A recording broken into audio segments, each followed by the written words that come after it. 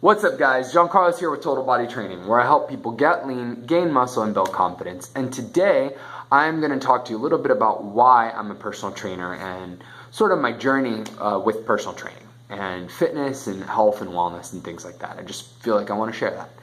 So, essentially, growing up, I was overweight. I was what you'd call fat.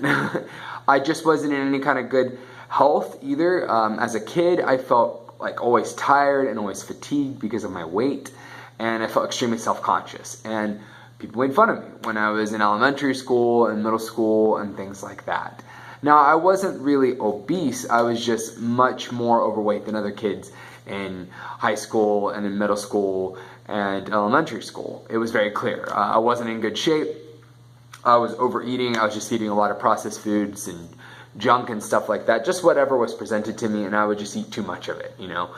And I remember that when I was a kid, in fact, I actually went to the doctor, and the doctor told me that my cholesterol was too high as a kid, and that's really terrible.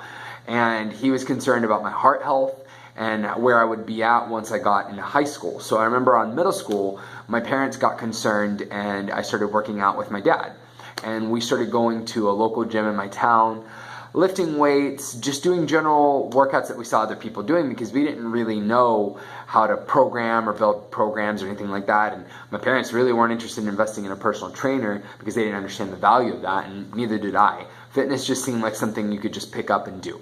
And I had some moderate success during that time. So I just started cutting back on things like soda. So it was like, you know what, I drink way too much soda. I remember at the time I really liked root beer and cream soda.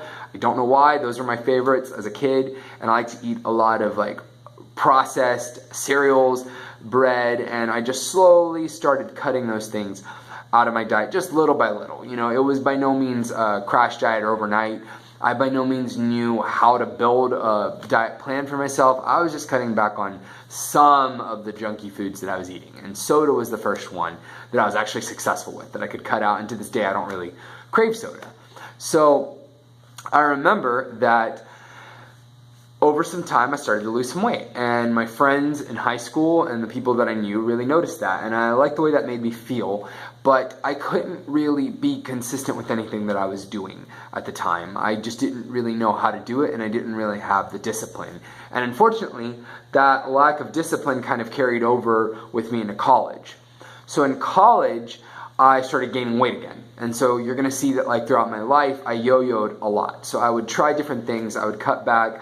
I remember that in college, I started running a lot. Oh, no, prior to going to college, I actually started doing ballroom dancing. So I was doing like salsa, waltz, foxtrot, mambo, merengue. I was doing smooth and different kinds of dances. And I even started teaching, and I was considering going competitive with that. But at the time, you know, that was kind of keeping me a little bit trimmer. I was seeing that I was losing weight in areas that I'd never seen, because when you work out and you dance for hours at a time, you really can burn through a lot of fat. And I was cutting back on my carbs, and I was running. I wasn't really lifting too much at the time. It didn't catch my attention. I had this misconception that if I lifted, I would gain weight. So even though I had lifted when I was younger with my dad, I just kind of dropped it when I got into dancing and then I got into high school and things like that. So I carried some of that dance over into college. I even taught just for fun, not professionally, for a while in college. But at the time, I started to have some lifestyle changes. So now I was busy, you know, cramming for tests. And I wasn't, like I said earlier, really disciplined. So I would, you know, stay up late doing things, going out with friends, having a fun time, and then like being sleepy the next day, and then neglecting to go running. I started neglecting like my health. I started eating whatever kind of came my way. And you know, while I didn't pick up on drinking soda and all those things again, I definitely started to see some weight gain around my, I would say my freshman, people call it the freshman 15, I think. And so I started to gain some weight. And it wasn't until about halfway through college that I was really in a bad spot. At the time, I had started playing music, and I was playing in bands, and I picked up drinking. I didn't have a drinking problem. I was just drinking in excess multiple nights a week, like a lot of college students. But this, for me, you know, maybe some people can get away with that, but I couldn't. I was starting to age a lot. I felt tired constantly. When I'd be in classes, I wouldn't be very focused, and I just didn't understand why. It seemed like everybody was fine doing those things. There were other kids who were thin and who were in good shape that were able to go out and party and stay up all night and make straight A's, but I couldn't exactly do that. And I didn't really understand that that wasn't right for my body, that I couldn't really handle that. I don't think a lot of people can. It's just that can handle that. I think a lot of people are under the impression that they're operating very well, but as they get older, they're really going to feel that. And me, I felt it pretty much instantaneously. I was constantly exhausted, and to be honest with you, I didn't like the way that I looked, and I didn't like the way that I felt. And that really affected my confidence and my focus in school. So I remember that I became friends with this guy named Pete, and he is still to this day my best friend, and he was very overweight, much more overweight than myself. I was just kind of chunky, but Pete was overweight. He had a lot more to love. And so we started kind of working out together. At the time, I was majoring in anthropology, and during that time, I would see him, I would run around this track at my school, and I would see him lifting weights, and he kind of asked me to come lift weights with him. We became friends, yada, yada, yada. And he started dropping pounds because he became disciplined and he became committed to what he was doing. And he would teach me things, but I just wasn't on the same level or the same page as him with dieting and with strength training. I mean, he dialed everything down. He started counting his calories, and so he lost a tremendous amount of weight, and he looked like an entirely different person. And I remember that he had left. I remember that it really hit me when he had left during a summer break. We didn't see each other for a few months, and he came back, and I was shocked when I met him because it was like the guy was a different person. And it was around that time that I was feeling like a different person. Like I was feeling tired and fatigued and worse and worse and worse. And I would say that after college, he kept that discipline up and I didn't. And, you know, I would even say that that led to like friendship problems with us. So I remember, you know, and this is for anybody who knows me and trains with me here, you know, you'd be happy to know that like there was a time in my life where I dreaded working out. So he was teaching me things like deadlifts and squats, and I would complain and moan and groan the whole time. And as a result, you know, well, in addition to that, I would show up late to go train with him, and you know, he was the one who would take us to the gym, and I just wasn't being a committed workout partner. So we friend broke up over, gym buddy broke up at this time, and I remember that it was devastating because this is my friend and now I couldn't lift with him anymore. So, you know, I started getting these warning signs that I didn't have my shit together and that I needed to, excuse my French, I needed to focus on becoming a better version of myself. And around that time, I got out of college and I actually was in a band and we toured. And when you're in a band and you tour, you just drink, you do whatever kind of comes your way. And, you know, we were traveling the country for about a month, and I was a little bit older than my bandmates, but I felt like I was only a few years older, but I felt like I was 30 years older than my bandmates because I was chronically fatigued, tired when we were playing shows. And it's because the whole time I hadn't been taking care of myself for years, and on this tour I was drinking more and I was eating more unhealthy foods. My life was inconsistent, my sleep was up and down, it was sporadic, and I would say that by the time that I got back, I felt like garbage. I really needed a lifestyle change. And I remember that I struggled with this idea of lifestyle change where I would go work out, I would go take care of myself, and then I would kind of like wash it down with a beer and multiple beers, you know, the same day, and not really have any kind of consistency. So sometimes I would go work out and other times I wouldn't.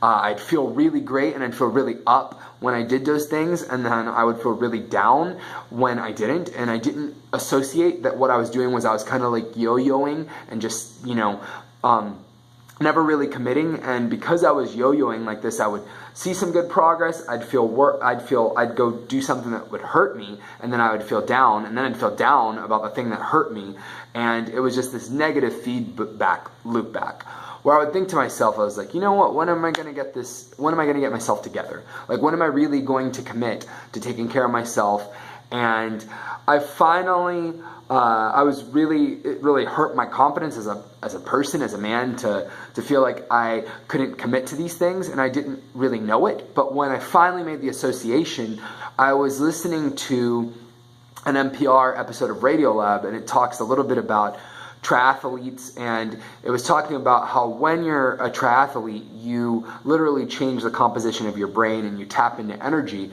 and you learn all these things about yourself in the process of doing, Ironmans and doing Spartan races. Well, they didn't mention Spartan races, but doing ultra marathons. And I was just so impressed with the whole part where they talked about how it literally changes the way that your brain works. You start producing all this HGH, all these chemicals and these hormones. I'm going to put a link in the description section once I remember which episode of the podcast that was, of Radiolab, awesome NPR show.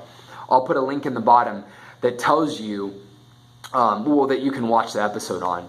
But, essentially, I knew at that point, listening to these people who are educated about science, health, wellness, and your body, that was the thing that was missing in my life.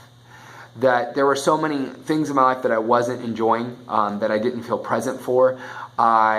You would think that playing music and touring and things, you would have fun, but I was miserable the whole time, and it's because I wasn't taking care of myself, and I didn't have discipline, and I didn't have confidence. And so when I actually moved, I left my state, I was able to really kind of reinvent myself and start focusing on weightlifting. And this was around 2012 when I decided no more. I am going to cut back on drinking maybe once a week. And that once a week ended up turning into once a month later on. And now in 2017, it's barely anything. Not that there's anything wrong with enjoying a drink every now and then, but it was an excess for me. And I remember that in 2012, I decided I'm going to start eating better. So I started really just adding on a lot of greens into my diet and really focusing on eating a lot cleaner, having one cheat meal a week. Really taught through this process, I started to feel better, I started to look better, I started to have more energy, and I felt way more focused and clear than I had ever felt in my entire life. And that was the thing that I craved more than anything. I wanted to look good, and I wanted to lose body fat and drop pounds, but my clarity and my thought process, my focus, my ability to relax and be more present started to come up, because when you work out, you change everything about your brain psychology. So your brain produces more human growth hormone, which is associated with, which is a great hormone associated with focus and clarity. Serotonin, dopamine, all your feel-good chemicals, all these things were kind of out of whack in my body because I wasn't taking care of myself. I wasn't getting enough sleep. I wasn't eating right. I wasn't exercising. And so my body wasn't producing all of that stuff. Did a scientist tell me this? No. But I did know that that's what it was, because I did even more research. I watched a TED Talk by Tony Horton, who's the founder of P90X, and he talks about all these feel-good chemicals and how a lot of people are deficient in them, and a lot of people think that they're depressed, that they're clinically depressed, they have clinical depression, or that they have ADD, or they're aging quicker because they're not really using their bodies. And so, that's how I found out that that's why I was feeling so much better when I was working out. And suddenly everything about me changed. I was just a much more lighthearted person, somebody who was much more focused, who felt better, and who was clear, and I knew that I needed to stick with it. So at this time, I didn't know that I wanted to be a personal trainer. I had no clue. I was working at the Whitty Museum here in San Antonio as an educator. I've always been in some kind of education sphere, like doing something. I've taught kids at one point. I also taught dance. And, my family, my dad, he's a public speaker. My mom, she's always been kind of like a nurturing person who works with kids. So I think that's kind of something that's always been lingering in the back of my mind, but I never really knew was the thing that I wanted to do per se. With fitness at least. So I had this impression when I was in college that I was going to be a college professor. That's what I knew I was going to be for anthropology, which is a really awesome subject that I studied and, I still use to this day. But when I was working at the Whitty Museum, what ended up happening was I was still working out, but I felt I wanted to be, ultimately, I left the Whitty Museum because I wanted to be around fitness more. And I got a job at a gym here in town as a sales representative. I wasn't even a personal trainer at the time. And I decided, during the sales process, I remember that I would watch, when I became a salesperson there, I remember I'd watch personal trainers and I'd be like, I think I could do that. And I'd kind of ask them questions about what they did. And, eventually what I did was I found myself having this deep-seated desire to really help people. So even in my sales process, I felt like what I really needed to be doing was assisting people to become the best versions of themselves, because that's what I had kind of been through. A lot of the trainers who I knew at the time had always kind of been in shape and always been fit, and no offense to them, they're awesome trainers, but I don't think that they really knew what it's like to be overweight or really understand what that does to you psychologically, emotionally, to be dealt with feeling unconfident when you look at yourself in the mirror, with feeling not good about yourself, feeling tired all the time. I don't think that that's something that they completely understood. And that's cool, it's just they didn't have that life experience, but I did.